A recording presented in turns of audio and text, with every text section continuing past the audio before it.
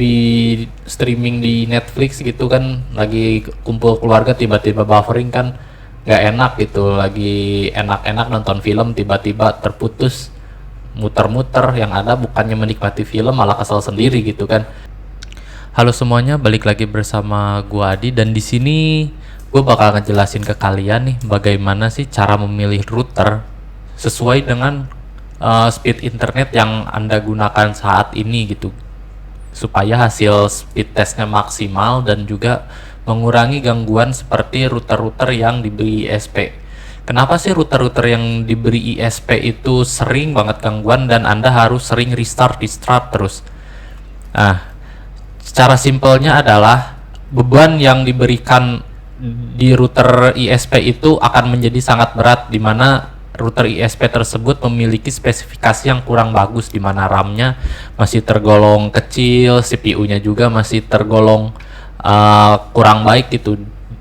Nah, oleh karena itu alangkah baiknya jika Anda memiliki router sendiri agar membagi koneksinya, yang mana misalkan kalau Anda memakai kabel atau CCTV itu bisa masuk ke router utama dari ISP. Tapi untuk pemakaian WiFi saya saranin Anda berbeda gitu. Jangan pakai router dari bawahan ISP karena kita tidak bisa merubah settingan WiFi yang ada di router ISP gitu, di modem ISP. Jadi kalau misalkan Anda punya router sendiri, Anda punya akses yang lebih banyak lagi untuk mengkonfigurasi router Anda, semacam port forwarding, semacam wireless setting, semacam security-nya. Itu semua bisa Anda atur sendiri jika menggunakan router pribadi gitu. Nah, tapi untuk saat ini saya akan menjelaskan router apa sih yang cocok untuk Anda jika koneksi Anda misalkan ada di 10-50 Mbps, 50-100 Mbps, 100-200 Mbps, bahkan yang up to 200 Mbps, misalkan 250 atau 300 Mbps dan selebihnya gitu. Jadi hal apa aja sih yang harus diperhatikan? Nah, hal pertama yang harus diperhatikan itu adalah jika Anda punya koneksi yang di atas 50 Mbps, 50, 100, 150 dan seterusnya, saya lebih menyarankan Anda untuk memakai router yang sudah dual band, yaitu router yang sudah support 2,4 dan 5 GHz. Kenapa? Karena koneksi menggunakan 5 GHz itu untuk saat ini sangat baik, dan alangkah baiknya jika router Anda sudah support untuk koneksi Wi-Fi 6 gitu. Jadi ada Wi-Fi 4, Wi-Fi 5, Wi-Fi 6, yang mana Wi-Fi 4 itu adalah teknologi N, Wi-Fi 5 itu adalah teknologi AC, dan Wi-Fi 6 itu adalah teknologi AX yang paling terbaru gitu. Saya menyarankan untuk membeli yang dual band saja, yang supportnya Wi-Fi 4 dan Wi-Fi 5, karena itu juga masih cukup baik dan harganya juga masih cukup terjangkau gitu. Dan faktor yang kedua adalah kabelnya juga. Jadi kabelnya saya saranin untuk minimalnya Cat 5 dan maksimalnya itu adalah Cat 6 atau Cat 7, dimana deliver datanya itu sudah bisa sampai 1 Gbps. Nah, untuk catatan lagi, untuk Anda yang menggunakan layanan yang di atas 100 Mbps, misalkan 150, 200 dan seterusnya, itu saya saranin Anda untuk request ke provider Anda untuk modemnya itu diganti ke yang gigabit port-portnya itu. Jadi port Ethernet yang di belakang yang biasanya berwarna kuning itu biasanya itu masih yang fast Ethernet yang deliver datanya hanya sampai 100 Mbps gitu. Jadi jika Anda layanannya yang 100 ke atas, misalkan 150, 200 dan seterusnya, saya sarankan Anda untuk mencoba menghubungi provider Anda berlangganan dan meminta mengganti modemnya atau routernya itu menjadi router yang sudah bisa deliver gigabit gitu. Jadi yang misalkan di atas 100, 150, 200 itu ketika di speed test menggunakan kabel itu dia pasti akan dapat sesuai layanannya gitu, asalkan port PC atau laptop Anda itu juga gigabit gitu, port LAN-nya. Tapi berbeda dengan koneksi wireless. Koneksi wireless itu Anda wajib untuk sudah menggunakan teknologi 5 atau teknologi 6, Wi-Fi AX atau Wi-Fi AC. Nah, itu sangat akan berpengaruh untuk koneksi di tempat Anda gitu. Nah, router-router apa sih yang cocok untuk Anda gunakan? Sekarang klasifikasinya adalah yang, jangan di sini deh. Kita buka di notepad aja ya biar gampang nyatetnya. Di sini misalkan Anda layanan yang 10 sampai 50 Mbps dan juga ada yang 50 sampai 100 Mbps. Ada juga yang 100 sampai 200 Mbps dan ada yang up to 200 Mbps. Ini bisa jadi 250 terus 300 DS dan seterusnya.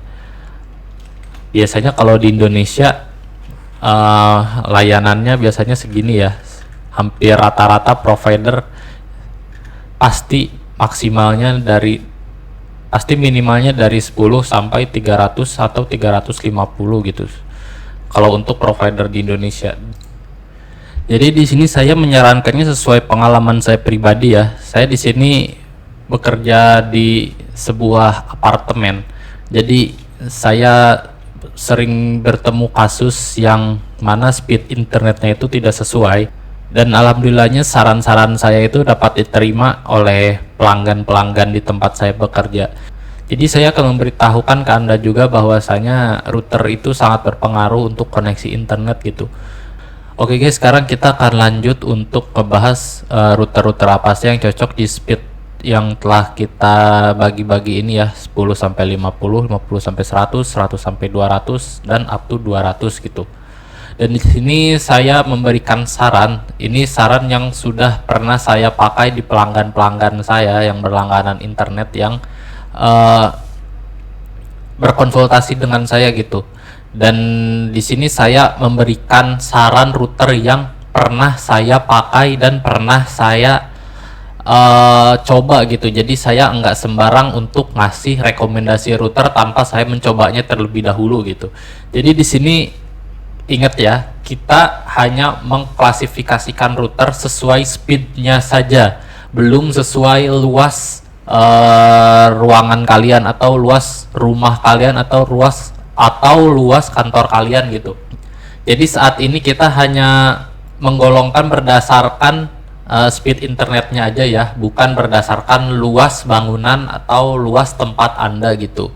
Jadi di sini saya ingin memaksimalkan speed internet Anda dahulu sebelum memaksimalkannya di sekeliling rumah Anda gitu. Jadi biar Anda pahamnya satu persatu gitu. Jadi untuk memaksimalkan speed WiFi di tempat Anda pun memerlukan perangkat router yang dapat memaksimalkan speed internet yang diberikan oleh ISP gitu. Dan di sini bisa berlaku untuk home network atau small office ya.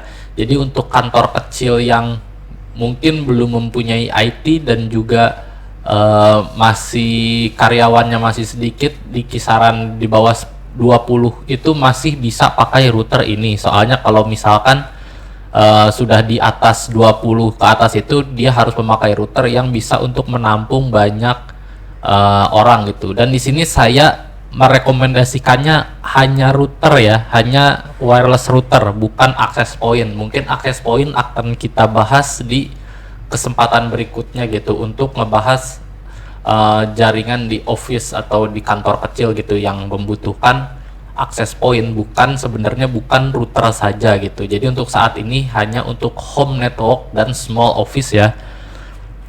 Jadi yang pertama untuk yang di layanan 10 sampai 50 Mbps itu adalah TP-Link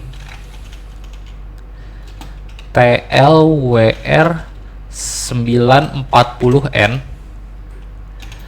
dan juga TP-Link, Archer C54, dan juga ada Tenda F6N300.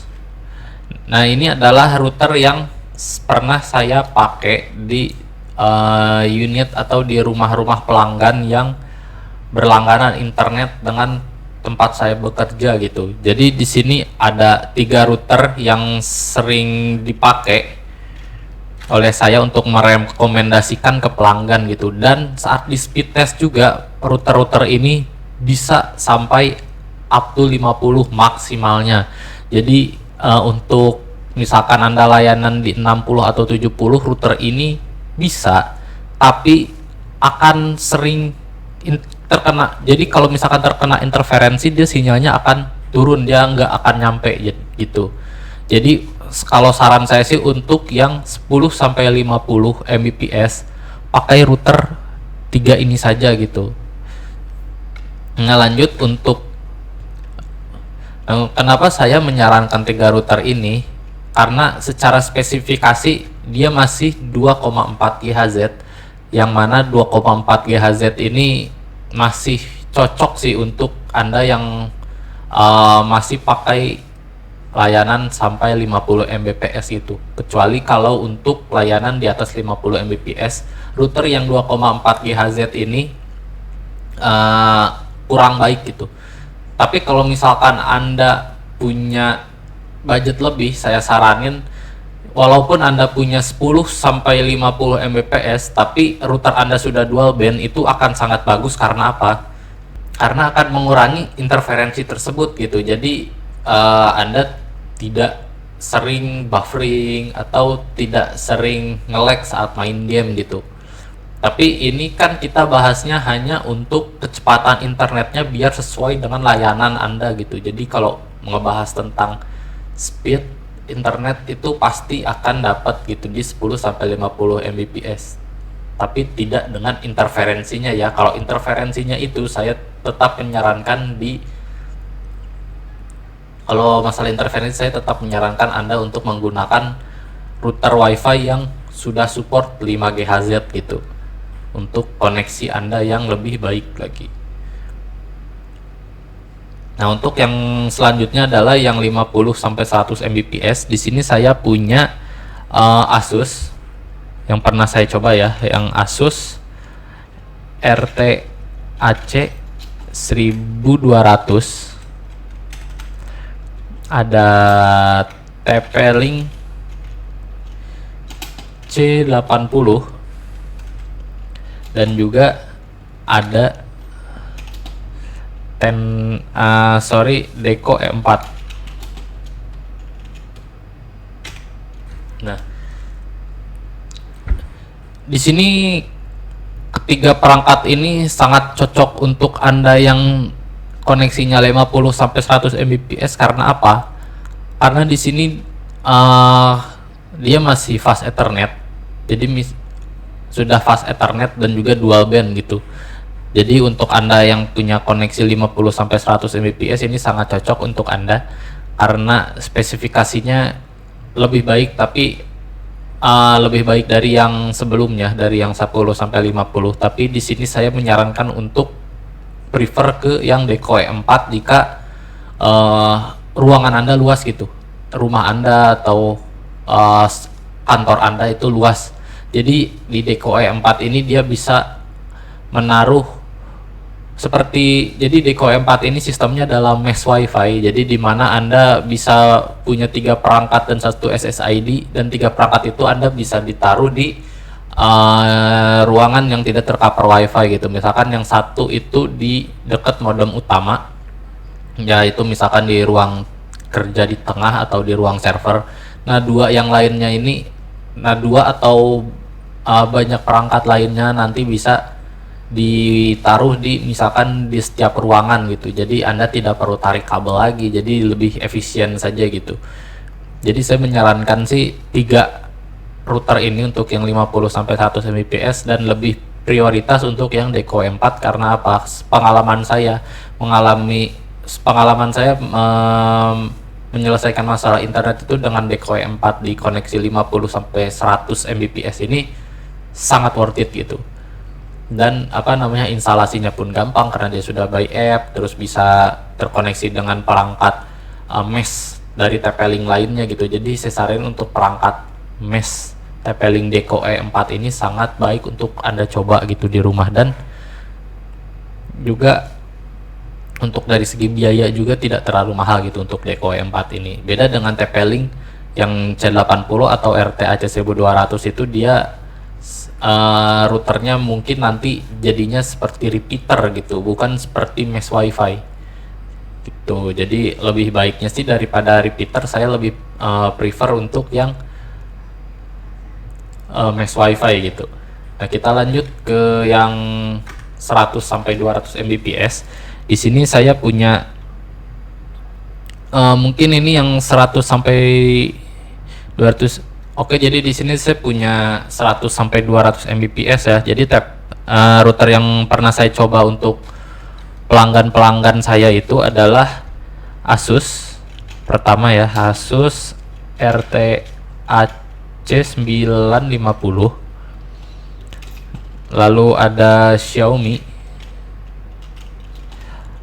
AX 1800. Dan juga ada TP-Link Archer AX23. Nah, ini adalah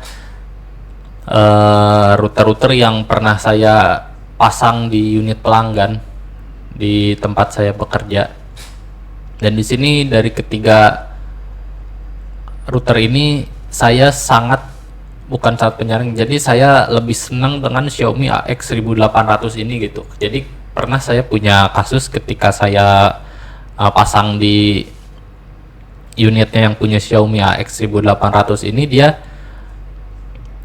saya coba pakai kabelan itu, dia cuma sampai 120 Mbps gitu di PC saya. Tapi ketika saya coba speed test pakai wifi yang menggunakan Xiaomi AX 1800 ini, dia bisa sampai 150 Mbps gitu. Bahkan koneksi wifi-nya aja lebih kencang daripada koneksi LAN kabel gitu. Ini yang sangat saya aneh sekali gitu. Jadi laptop saya aja kalah sama koneksi wifi si AX 1800 ini gitu. Jadi saya berani taruh di 100 sampai 200 Mbps ini untuk Xiaomi AX 1800, dan saya sangat rekomendasikan untuk Anda mencobanya juga gitu. Untuk kualitas wifi yang lebih bagus. Dan juga sampai saat ini unit yang pasang Xiaomi AX 1800 itu dia belum pernah komplain lagi ke saya, dan respon dia juga sangat baik gitu untuk Xiaomi AX 1800 ini. Nah, lanjut ke yang up to 200 Mbps. Di sini saya punya Deco M5. Lalu ada Asus AC580U, dan juga ada D-Link DIR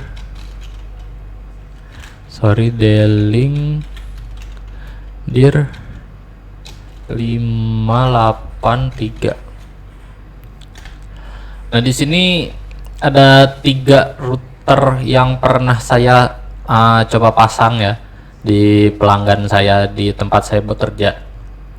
Di sini saya sangat menyarankan untuk Deco M5 dibandingkan 2 yang lainnya. Kenapa? Deco M5 itu adalah kakaknya dari Deco E4 yang saya taruh di 50 sampai 100 Mbps. Dan dia adalah router yang bisa saya coba di WiFi bisa tembus sampai 250 Mbps gitu di handphone saya. Nah, Deco M5 ini menurut saya sangat recommended untuk Anda, dimana TP-Link itu sangat gampang untuk diakses atau dimengerti. UI-nya juga sangat enak untuk kita yang baru belajar atau kita yang menggunakan WiFi di rumahan gitu. Jadi yang gaptek itu akan gampang sekali untuk men-setting Deco M5 ini, karena saya sudah demokan di video saya sebelumnya untuk setting TP-Link Deco M5 itu, dan hasil speed testnya pun sudah terbukti gitu. Anda bisa cek video saya sebelumnya di mana Deco M5 itu bisa tembus sampai layanan internet saya yang saya pasang 250 Mbps gitu di WiFi loh, bukan di kabel. Dan di kabel pun dia sudah support gigabit. Ketiga router yang saya sarankan ini yang Deco M5, Asus AC580U dan D-Link DIR 8583 pun dia sudah support untuk 4 gigabit. Jadi Anda nggak perlu khawatir untuk misalkan Anda langsung ke PC Anda atau ke laptop atau ke CCTV, itu sangat baik, dan koneksinya juga sudah gigabit, yang mana gigabit itu bisa sampai 1 Gbps gitu. Nah, di sini kelemahannya Deco M5 ini hanya port belakangnya dia cuma 2 ya. Jadi yang satu untuk input, jadi yang idle itu cuma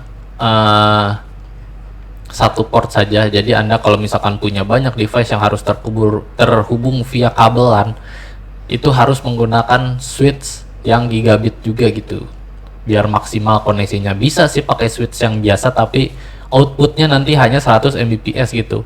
Jadi saya pernah punya pelanggan di unitnya pakai Deco M5, lalu dia harus pakai switch juga yang gigabit juga. Sedangkan untuk AC580 dan D-Link DIR 583 itu seperti router biasanya, dia punya output 4, ada 4 output yang Anda bisa pakai untuk CCTV atau ke komputer Anda langsung dengan koneksi gigabit, yang mana koneksi gigabit ini harus Anda ingat, Anda harus punya kabelannya itu adalah kabel Cat 6 atau Cat 7 gitu. Mungkin nanti kedepannya saya akan coba mereview perangkat-perangkat router ini, bagus atau enggaknya, dan juga kekurangan dan kelebihannya apa. Jadi doakan saja supaya lancar ke depannya, agar saya bisa mereview perangkat-perangkat router lain gitu, supaya Anda punya wawasan lagi tentang router, teknologi apa yang terbaru, dan juga kelebihan dan kekurangannya apa gitu. Jadi supaya koneksi di tempat Anda lebih maksimal, Anda bekerja lebih produktif lagi tanpa ada gangguan. Ketika kumpul dengan keluarga juga, kalau family time di depan TV atau nonton Netflix bareng, nonton YouTube bareng, itu lebih enak gitu. Jadi nggak ada gangguan yang menghampiri tiba-tiba. Masa kalian lagi nonton TV streaming di Netflix gitu kan, lagi kumpul keluarga tiba-tiba buffering kan nggak enak gitu. Lagi enak-enak nonton film tiba-tiba terputus, muter-muter, yang ada bukannya menikmati film malah kesel sendiri gitu kan. Jadi jika Anda punya pertanyaan ataupun Anda ingin berkonsultasi, jadi bisa komen di bawah saja, nanti saya akan coba jawab untuk pertanyaan-pertanyaan kalian gitu. Oke, terima kasih, sampai bertemu di video berikutnya. Jangan lupa like, komen, dan subscribe ya. Terima kasih.